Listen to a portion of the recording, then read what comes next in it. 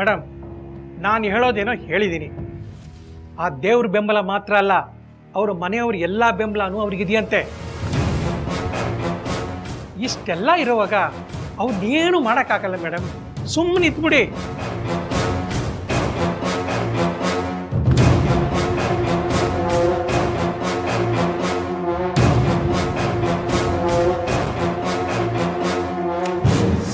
ದೇವರು ಅಂಥವ್ರಿಗೆ ಜೊತೆ ಇರ್ತಾನೆ. ಅವ್ರಿಗೆ ಕೆಟ್ಟರಿಗೆ ಮಾಡೋಕ್ಕೆ ಹೋದರೆ ನಿಮಗೆ ಇವತ್ತಾಗ್ಬೋದು.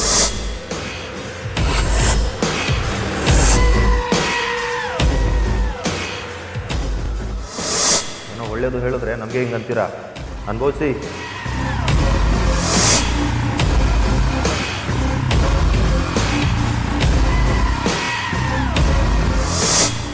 ಮೇಡಮ್, ಅವ್ರು ಸೇಫಾಗಿ ಬಂದಿದ್ದಾರೆ, ಯಾರಿಗೂ ಏನಾಗಿಲ್ಲ. ವಿವೇಕ್, ಪ್ರಸಾದ ಇಟ್ಕೊಂಡೇನಪ್ಪ? ಇಟ್ಕೊಂಡಿದ್ದೀನಪ್ಪ. ಆಗಲೇ ಎಲ್ಲಿ ಹೋಗಿದ್ದೆ ವಿವೇಕ್? ಕಾಫಿಗೆ ಆರ್ಡರ್ ಮಾಡಿ ವೆಯ್ಟ್ ಮಾಡ್ತಾ ಇದ್ದೆ, ಕಾಫಿ ಬಂದಿತ್ತು. ಅದೇಪ್ಪ, ಇಲ್ಲಿ ನೆಟ್ವರ್ಕ್ ಸರಿಯಾಗಿ ಸಿಗೋದಿಲ್ಲ.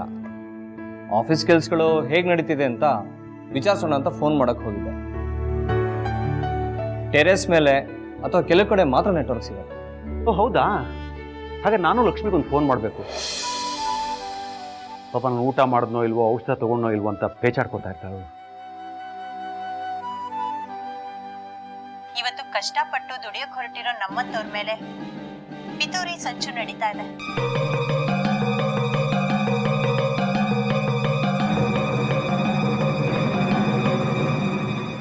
ಒಂದು ಡ್ರಗ್ಸ್ ಗೋಡೌನ್ ಸೀಸ್ ಆದ್ರೆ ಸಾಲದು, ಅದ್ರ ಮೂಲ ಎಲ್ಲಿದೆ, ಅದ್ರ ಹಿಂದೆ ಯಾರ್ಯಾರಿದಾರೋ ಅವ್ರೆಲ್ರಿಗೂ ಶಿಕ್ಷೆ ಆಗ್ಲೇಬೇಕು.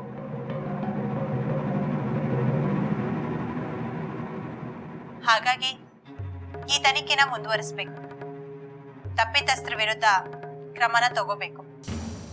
ಅಪ್ಪ, ನೆನೆದವರ ಮನದಲ್ಲಿ ಅನ್ನೋ ಹಾಗೆ ಇಲ್ಲೋಡಿ, ಇದ್ರ ಹಿಂದೆ ಎಷ್ಟೇ ಪ್ರಭಾವಿಗಳ ಕೈವಾಡ ಇದ್ರೂ ಅವ್ರನ್ನೆಲ್ಲರನ್ನು ಹಿಡಿಲೇಬೇಕು. ಲಕ್ಷ್ಮಿ ಅವರು ಯಾವುದೋ ಹೋರಾಟ ಮಾಡ್ತಿದ್ದಾರೆ. ನನ್ಗನ್ಸತ್ತೆ ಅಲ್ಲೇನೋ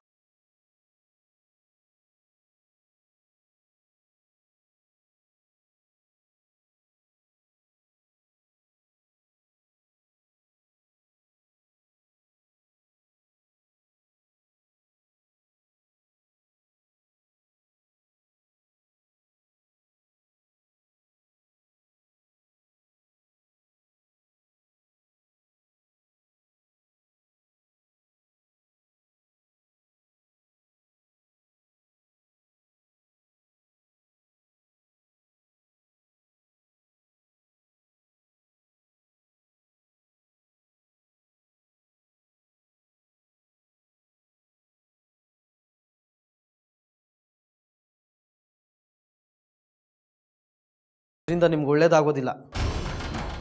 ಈಗ ನೀವು ಹೊರಡಲಿಲ್ಲ ಅಂದರೆ ನಿಮಗೆ ಒಳ್ಳೇದಾಗಲ್ಲ. ನೋಡಿ, ನಾನು ಹೇಳೋದು. ಬ್ರದರ್, ಬಾಗಿಲು ಆ ಕಡೆ ಇದೆ. ಇಷ್ಟೊತ್ತವರೆಗೂ ಬಾಯಿ ಮಾತಲ್ಲಿ ಹೇಳಿದ್ದೀನಿ, ದಯವಿಟ್ಟು ನನ್ನ ಕೈ ಕೆಲಸ ಕೊಡಬೇಡಿ.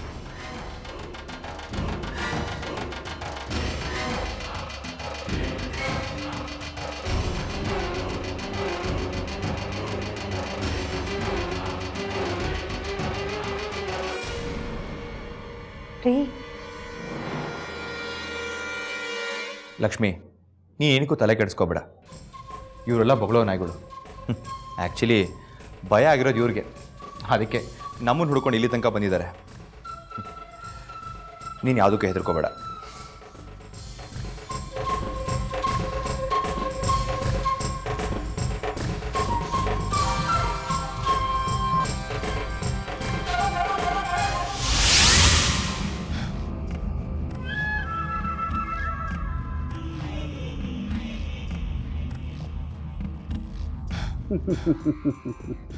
ಏನೋ ಗೋವಿಂದ, ಇಷ್ಟು ಬೇಗ ಬಂದ್ಬಿಟ್ಟಿದೀಯಾ?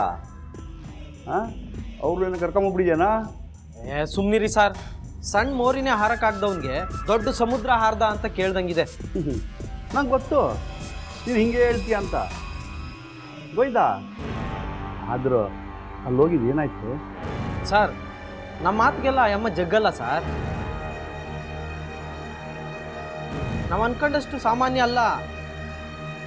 ಬ್ರಿಟಿಷರು ಕಿತ್ತೂರು ರಾಣಿ ಚೆನ್ನಮ್ಮನ ಹತ್ರ ಹೋಗಿ ಕಪ್ಪ ಕೊಡಬೇಕು ಅಂತ ಕೇಳಿದಾಗ ನಾವೇಕೆ ಕೊಡಬೇಕು ಕಪ್ಪ ಅಂದಂಗೆ ನಾವ್ಯಾಕೆ ಅಲ್ಲಿಗೆ ಬರಬೇಕು, ಬೇಕಾದ್ರೆ ಅವರೇ ಇಲ್ಲಿಗೆ ಬರಲಿ ಅಂದ್ಬಿಟ್ರು. ನಂಗೆ ಗೊತ್ತು ನೀನು ಹಿಂಗೆ ಹೇಳ್ತೀಯ ಅಂತ. ಸುಮ್ಮನಿರಿ ಸರ್, ಗೊತ್ತಿದ್ರೆ ಕರ್ಸು ಅಂತ ನನ್ಗೆ ಯಾಕೆ ಹೇಳಿದ್ರಿ ಸರ್? ಅದೆಲ್ಲ ನಂಗೆ ಗೊತ್ತಿಲ್ಲ.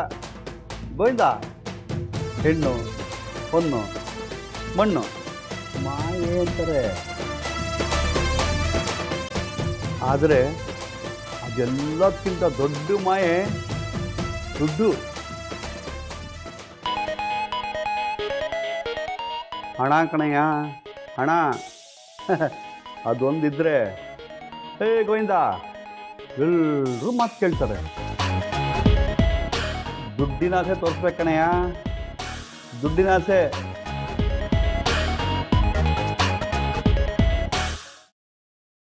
ಅದೇನು ತೋರಿಸ್ತೀರಾ, ನೀವೇ ತೋರಿಸಿ ಸರ್.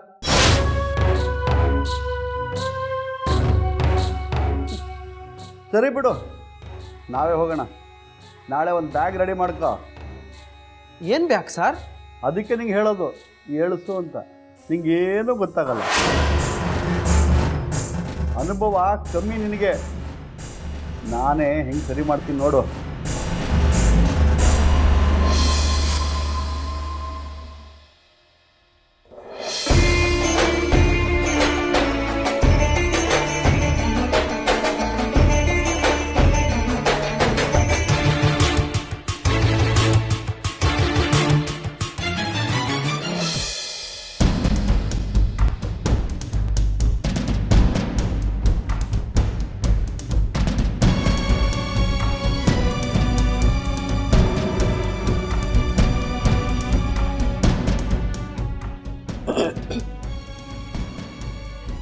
ಓಹ್ ಲಕ್ಷ್ಮಿ,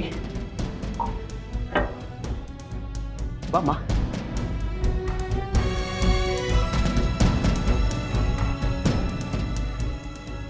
ಅಂಕಲ್, ಏನಂಕಲ್ ಇದು? ಊರಿಂದ ಬರ್ತಾ ಇದ್ದಾಗೆ ಮತ್ತೆ ಹೇಗಿದೆಯಮ್ಮ ನೀನು? ನನ್ನ ವಿಷಯ ಬಿಡಿ ಅಂಕಲ್, ನೀವು ಹೇಗಿದ್ದೀರಾ ಅಂತ ನಿಮಗೆ ಗೊತ್ತಾಗ್ತಾ ಇದೆಯಾ?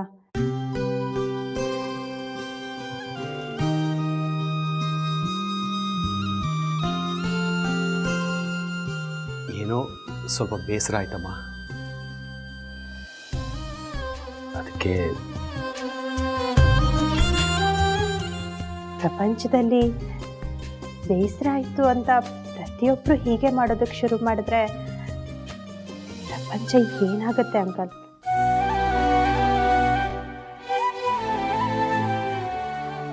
ಕ್ಷಮಿಸಿ ಅಂಕಲ್, ನಿಮಗೆ ಬುದ್ಧಿ ಹೇಳೋಷ್ಟು ದೊಡ್ಡೋಳ್ಳನಲ್ಲ. ನೀವು ನನ್ನನ್ನು ಮಗಳು ಅಂತ ಹೇಳಿದ್ರಿ.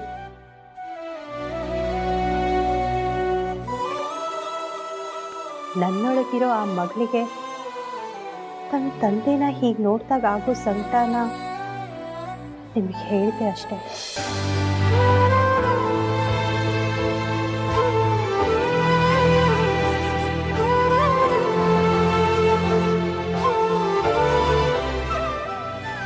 ಹೋಗ್ಲಿ ಬಿಡಿ ಅಂಕಲ್. ನಿನಗೆ ಅಷ್ಟು ಅರ್ಥ ಆಗ್ತಿಲ್ವ ಲಕ್ಷ್ಮಿ? ಕುಂಬಳಕಾಯಿ ಕಳ್ಳೆ ಕತೆ ನಿನಗೆ ಮತ್ತೆ ಹೇಳ್ಬೇಕಾ?